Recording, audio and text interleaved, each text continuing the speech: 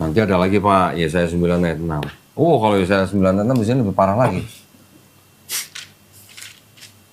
Nah, yang jago bahasa Inggris siapa nih? Bapak atau Ibu nih? Nggak ada yang jago. Gak ada yang jago. Saya harus menerjemahkannya gini Pak.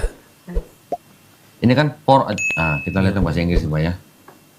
Ini nanti ada kelihatan banget Bapak. Telah lahir nih kan? Ya. Has been kan telah Ya, lahir. for a child has been born to us ya Pak ya. Sama ya Pak. For unto us a child is born. Sama lah ya. Ya, telah lahir. Terus apa nih? A son has been given to us. Ya, dan diberikan Unto us a son is given. Sama. sama. And the dominion will rest on his shoulder. And the government will be upon his shoulder. Sama Pak ya? Ya. Nah, sekarang mulai permasalahan di sini nih Pak. The wonders. Perhatikan tanda bacanya nih Pak. Ini ada apa nih?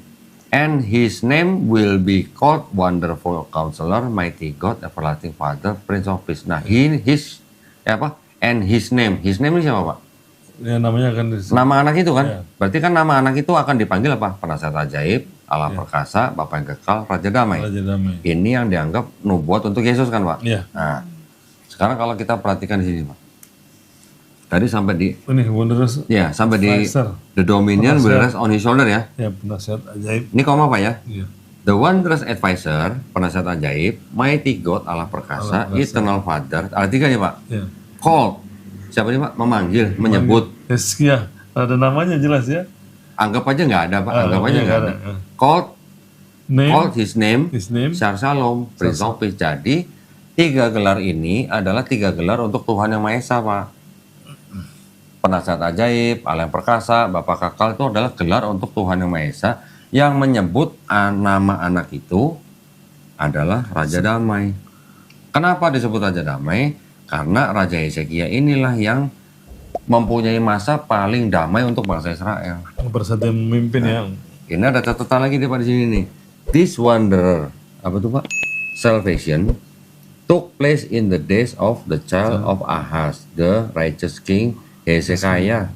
Disebutnya langsung kan? Iya, langsung namanya. Anak ini yang untuk Raja Hezekia, whom God. Nah, di mana Tuhan, penasihat ajaib, Allah perkasa, eternal father, Bapa yang kekal menyebut Prince of Peace. Jadi bukan ininya yang apa namanya seperti Allah ya kalau kan kalau di Alkitab kita kan seolah apa namanya Immanuelnya apa namanya Yesus itu yang apa namanya disebut sebagai Sekarang kalau kita kembalikan lagi seperti tadi, pernah nggak Yesus disebut penasihat ajaib, Allah perkasa, Bapa yang kekal, Raja damai di seluruh perjanjian baru? Pernah nggak Pak? nggak pernah. Nggak ada.